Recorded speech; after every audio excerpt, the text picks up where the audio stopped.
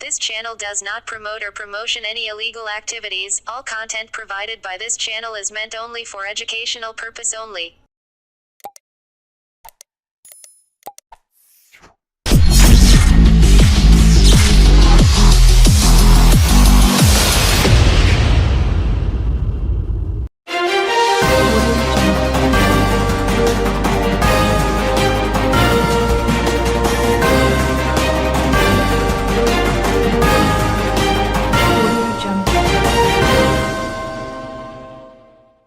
আজ রাজ্যজুড়ে পশ্চিমবঙ্গ বিজেপির পূর্ব ঘোষিত কর্মসূচিতে সর্বত্র এসডি ও বিডিও অবস্থান কর্মসূচি পালন করল বিজেপির নেতাকর্মীরা। কলকাতা আর.জি. করের ঘটনার দোষীদের শাস্তির দাবি নিয়ে জেলার বিভিন্ন জায়গায় বিডিও অফিসের সামনে আজ অবস্থান কর্মসূচিতে বসে বিজেপি কর্মীরা। সেই মতো চুঁচুড়া ও চন্দননগরের সদর মহকুমা শাসক অফিস, পোল বা দাঁতপুর ব্লকের বিডিও অফিস, চুঁচুড়া মগরা ব্লকের মগরা বিডিও অফিসের সামনে অবস্থানে কর্মসূচি সহ ঠিক পাশাপাশি বলাগড় ব্লকের জিরাট বিডিও অফিসের মেনগেটের সামনে অবস্থান বিক্ষোভ কর্মসূচিতে উপস্থিত ছিলেন হুগলির বিজেপির প্রাক্তন সাংসদ লকেট চ্যাটার্জি ও স্থানীয় মণ্ডলের সভাপতি সহ স্থানীয় কার্যকর্তারা।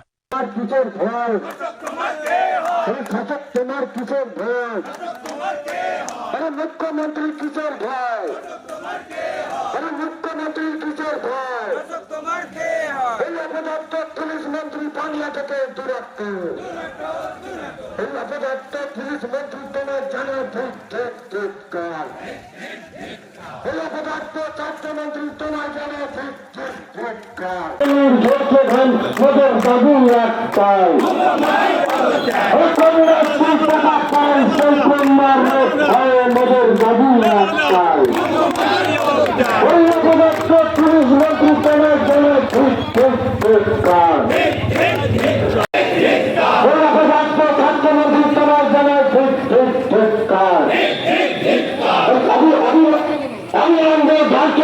ফাঁসি দিতে হবে, কন্যাশ্রী টাকা পায় সেই কন্যার রেট হয় মোদের দাবি একটাই, এই শিক্ষাগত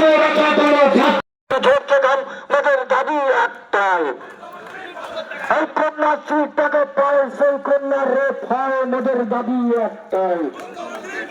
আমি শাসক তোমার কিশোর ভয়, আমি শাসক তোমার কিশোর ভয়, আমি মুখ্যমন্ত্রী কিশোর ভয়, আমি মুখ্যমন্ত্রী কিশোর ভয়, এই অপদার্থ পুলিশ মন্ত্রী বাংলা থেকে দূরত্ব, এই অপদার্থ পুলিশ মন্ত্রী তোমার জানা ধিক্কার, এই অপদার্থ স্বাস্থ্যমন্ত্রী তোমার জানা ধিক্কার, স্বাস্থ্যমন্ত্রী তোমার জানা ধিক্কার, এই পুলিশ মন্ত্রী তোমার জানা ধিক্কার, এই অপদার্থ পুলিশ মন্ত্রী বাংলা থেকে দূরত্ব, এই অপদার্থ থেকে লজ্জার কথা। মানে কিভাবে ঘুরিয়ে দেওয়া যায়? কালকে একটা ফেক বিল নিয়ে এসে, বিলের কিছুই নেই সেখানে।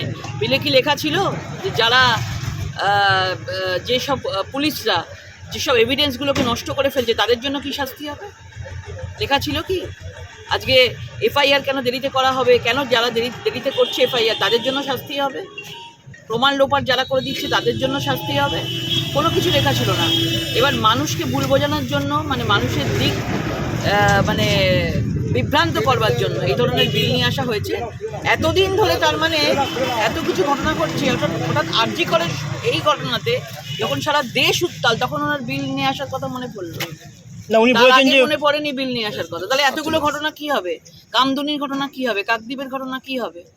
উনি বলেছেন যে মোদিজি করতে পারলো না, আমরা করে দেখালাম। কিসের কি করে দেখালো?